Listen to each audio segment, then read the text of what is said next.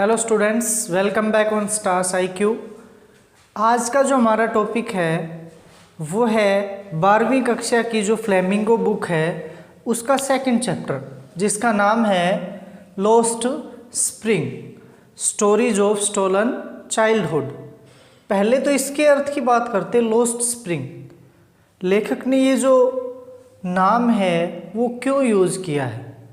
Lost spring का अर्थ यहाँ पे है कि जो हमारा स्प्रिंग का सीज़न होता है वो पता है आपको, जिस बहुत ज़्यादा सुहावना होता है, फूल खिल उठते हैं। लेकिन अगर वो खुशी हमारी चली जाए, लॉस्ट हो जाए, तो ऐसी ही जो स्टेट है दो बच्चों के बचपन की, जिसको हम आज की वीडियो में पढ़ेंगे। और राइटर जो हैं वो हैं अनीस जंग। अनीस जंग, जिनका जन्म हुआ था राउरकेला में और इनकी स्कूलिंग हुई थी हैदराबाद और अमेरिका में। सो शुरू करते हैं लॉस्ट स्प्रिंग चैप्टर को। लॉस्ट स्प्रिंग चैप्टर के दो पार्ट्स हैं। फर्स्ट जो पार्ट है वो है समटाइम्स आई फाइंड ए रूपी इन दी गार्बेज। कभी कभी मुझे कूड़े के ढेर में 1 रुपया मिल जाता है। और जो इसी चैप्टर के अंदर जो सेकंड पार्ट होगा वो होगा I want to drive a car. मैं कार चलाना चाहता हूँ। सो दो पार्ट्स में डिवाइडेड है ये स्टोरी। दोनों की जो थीम है वो लिंक्ड है कहीं ना कहीं एक दूसरे से। फर्स्ट जो स्टोरी होगी हमारी, उसकी जो थीम है वो है पॉवर्टी। और जो सेकंड थीम है हमारी वो है चाइल्ड लेबर। सो फर्स्ट जो स्टोरी हमारी उसको शुरू करते हैं। समटाइम्स आई फाइंड ए रूपी इन द गार्बेज। कभी कभी मुझे कूड़े के ढेर में 1 रुपया मिल जाता है।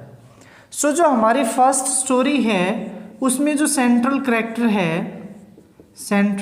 कैरेक्टर वो है साहेब हमारा फर्स्ट स्टोरी का सेंट्रल कैरेक्टर है। साहेब बांग्लादेश से आया है, यानी कि जो साहेब की फैमिली है वो कभी बांग्लादेश में रहती थी और अब वो रहते हैं कहाँ पर? सीमापुरी में। और सीमापुरी कहाँ है? दिल्ली की बिल्कुल सीमा पे।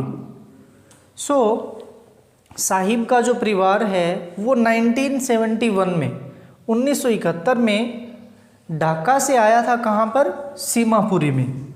और साहिब की जो फैमिली है वो काम करती है रैग पिकिंग का। साहिब जो है वो क्या है? एक रैग पिकर है। रैग पिकर मीन्स कूड़ा बीनने का काम करता है। जो कूड़ा होता है उसमें से जो भी ऐसी चीज़ें जिनको वो बेच सके वो निकाल लेता है और उनको बेच देता है। रैग पिकर है कौन? साहिब। और ये जो स्टोरी है हमारी, इनकी नरेटर जो हैं वो लेखक हैं, खुद नरेटर इस स्टोरी के। वो जब साहिब से मिलते हैं अपने मोहल्ले में तो वो पूछते हैं कि साहिब तुम क्या कर रहे हो? तो साहिब कहता है कि मैं कूड़ा बीन रहा हूँ, इसमें से जो भी कुछ मिलेगा मुझे वो मैं निकाल लूँगा। तो लेखिका कहती है तुम कुछ और काम क्यों नहीं करते? तो साहिब कहता है कि मेरे पास और कुछ है ही नहीं करने के लिए। और फिर उसके बाद लेखिका उसे कहती है कि तुम स्कूल क्यों नहीं जाते? साहिब उत्तर देता है कि मेरे पड़ोस में तो कोई स्कूल ही नहीं है। फिर लेखिका कहती है क्या मैं अगर स्कूल बनाऊं तो क्या तुम मेरे स्कूल में आओगे? फिर जो साहेब है वो उत्तर देता है कि मैं ज़रूर आऊँगा। और ऐसे ही कुछ दिन बीत जाते हैं। फिर दोबारा साहेब कुछ दिनों के बाद जब लेखक के पड़ोस में आता है कूड़ा बीनने के लिए, तो वो अनीस जंग से पूछता है कि आपने स्कूल तैयार कर दिया। तो जो लेखक है वो जवाब नहीं दे पाते। क्यों? क्योंकि उन्होंने पहले साहेब से सिर्फ ऐसे ही बोल दिया था कि मैं स्कूल शुरू करने वाला हूँ, लेकिन लेखक ने स्कूल शुरू नहीं किया। उसके साथ 3-4 बच्चे और भी हैं साहेब के साथ। साहेब के साथ एक पूरी आर्मी है रैग पिकर्स की, जो रहते हैं बेयर फुट, नंगे पांव रहते हैं वो।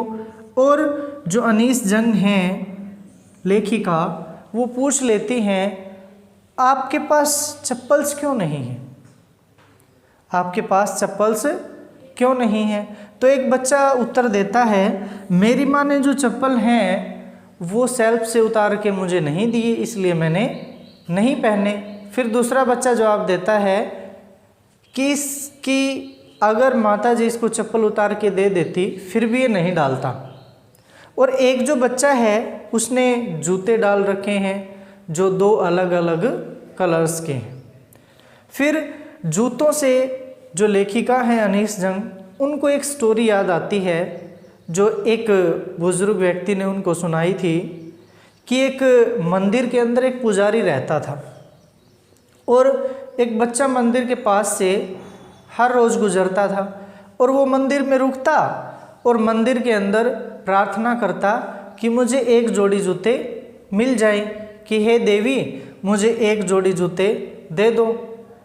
और अब वहाँ पे एट प्रेजेंट जो पुजारी रहता है और एक बच्चा भी रहता है जिसके पास शूज़ हैं, लेकिन जो साहेब है उसके पास शूज़ नहीं है। ऐसे ही कुछ दिन बीत जाते हैं। फिर दोबारा फिर साहेब जो है वो मिलता है लेखिका से और साहेब एक क्लब जो है जहाँ पे 2 बच्चे टेनिस खेल रहे हैं उसकी गेट के पास खड़ा है। तो लेखिका पूछती है क्या तुम्हें ये खेल पसंद है? तो साहेब कहता है हाँ मुझे ये खेल बहुत ज़्यादा पसंद है। और साहेब ने अब जूते भी डाल रखे हैं। एक जूता ऐसा है जिसके अंदर एक छेद है, लेकिन साहेब के लिए तो ये एक विश पूरा होने जैसा है कि उसने जूते डाल रखे हैं। उसके बाद जो साहेब है वो कहता है कि मुझे ये खेल बहुत ज़्यादा पसंद है, लेकिन वो अपने दिमाग में ऐसा सोचता भी है कि वो खेल नहीं सकता इस खेल को, क्योंकि वो इसके लिए जो इक्विपमेंट्स चाहिए उनको अफोर्ड नहीं कर सकता। फिर एक दिन अंत में बिल्कुल स्टोरी के जो साहेब है उसको देखती है लेखिका कि वो एक बर्तन उठाए हुए है दूध का और उससे पूछ लेती है कि तुमने रैग पिकिंग छोड़ दी, अब तुम किसी दूसरी जगह काम करते हो।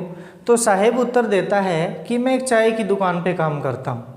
लेकिन जो साहेब है अब वो खुश नहीं है। क्यों? क्योंकि अब वो अपने खुद का मालिक नहीं है, अब उसका मालिक है कौन? वो चाय की दुकान वाला। जो साहेब है वो इसीलिए उदास है क्योंकि वो अपनी विश को पूरी नहीं कर पाया है। ये फर्स्ट स्टोरी है हमारी, पॉवर्टी पे बेस्ड थी। और जो सेकंड स्टोरी है, सेकंड जो स्टोरी है, I want to drive a car, मैं एक कार चलाना चाहता हूँ। इस स्टोरी के अंदर जो सेंट्रल कैरेक्टर है, सेंट्रल कैरेक्टर वो है मुकेश। मुकेश एक लड़का जो रहता है कहाँ पर? फिरोजाबाद में। मुकेश की जो फैमिली है वो रहती है कहाँ पर? फिरोजाबाद के अंदर। और जो फिरोजाबाद है वो फेमस है किसके लिए? बैंगल मेकिंग के लिए। बैंगल मेकिंग, चूड़ियों का जो व्यवसाय है वो सबसे ज़्यादा फिरोजाबाद के अंदर होता है। और जहाँ पे मुकेश रहता है वहाँ पे अराउंड 20,000 जो लोग हैं वो काम करते हैं बेंगल इंडस्ट्रीज़ के अंदर, और मुकेश भी उनमें से एक है।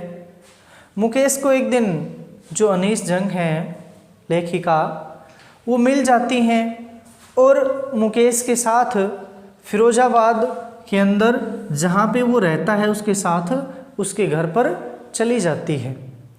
लेखिका देखती है कि मुकेश का जो आवासीय स्थान है जहाँ पे वो रहते हैं वहाँ पे बहुत ही तंग गलियाँ हैं, पानी निकलने का कोई रास्ता नहीं है, ना ही जो पानी के नल हैं वो उपलब्ध हैं, और एक फैमिली जो है वो बहुत ही कम स्पेस के अंदर रहती है। वो जैसे ही लेखिका मुकेश के घर पर जाती है तो देखती है कि उसका जो घर है वो हाफ बिल्ट है, यानी कि पूरी तरह से बना हुआ नहीं है, हाफ बिल्ट है। जो मुकेश के फादर हैं वो अपनी पूरी लाइफ में बेंगल्स का काम करके इतना भी नहीं कर पाए कि वो एक घर बना सके। और वहाँ पर एक जो महिला है वो खाना पका रही है, वो मुकेश के बड़े भाई की पत्नी है, जिसकी रिस्पॉन्सिबिलिटी है कि वो मुकेश के फादर, मुकेश के ब्रदर और मुकेश के लिए खाना बनाए। और मुकेश की दादी जी भी हैं वहाँ पर, और वो कहती हैं कि ये उनका कर्म है कि वो बेंगल इंडस्ट्री के अंदर काम करते हैं, उनके भाग्य में जो लिखा है वो कर रहे हैं। और वहाँ पर जो लेखिका हैं वो एक लड़की को और देखती हैं जिसका नाम है सविता, और वो जो बेंगल्स हैं उनको बना रही है, उन पे शोल्डरिंग कर रही है। तो जो लेखिका हैं वो सोचती हैं क्या सविता को पता है कि जो बेंगल्स होती हैं उनकी कितनी इम्पोर्टेंस होती है, एक महिला के लिए जो बेंगल्स हैं उनका क्या महत्व होता है, लेकिन सविता इतना कुछ नहीं जानती है। फिर वहाँ पे जो लेखिका है वो कहती है उन लोगों से जो फिरोजाबाद के अंदर उस एरिया में रहते हैं, तुम अपना संगठन क्यों नहीं बना लेते एक, ताकि तुम अच्छे से काम कर सको और प्रॉफिट ज़्यादा कमा सको। लेकिन जो वहाँ पे बेंगल मेकर्स हैं वो देते हैं आंसर कि हमें ऐसा करने नहीं दिया जाता, पुलिस जो है वो इसके लिए हमें पीटती है, मारती है। सो ये जो प्रॉब्लम है बहुत ही गहरी है इन लोगों के लिए। और जो ये मुकेश लड़का है ये क्या करना चाहता है, एक मोटर मैकेनिक बनना चाहता है। लेकिन लेखिका जो उससे पूछती हैं क्या तुम्हें कार चलाना आती है, तो मुकेश आंसर देता है कि मैं सीख लूँगा कार चलाना और फिर उसके बाद मैं क्या बनूँगा, मोटर मैकेनिक बनूँगा। सो ये थी हमारी सेकंड स्टोरी। जो दोनों स्टोरीज़ हैं हमारी, sometimes I find a rupees in the garbage और I want to drive a car. अगर आप दोनों की थीम को देखोगे, चाइल्ड लेबर और पॉवर्टी, पॉवर्टी और चाइल्ड लेबर, जहाँ पे गरीबी होगी वहीं पे क्या मिलेगा आपको, चाइल्ड लेबर मिलेगी। दोनों जो हैं थीम वो एक दूसरे से, मैंने बताया था आपको स्टार्टिंग में, वो लिंक करती हैं एक दोनों से, क्योंकि जहाँ गरीबी है वहाँ पे आपको मिलेगी child labour. So this is the end of video. Keep watching star cycle.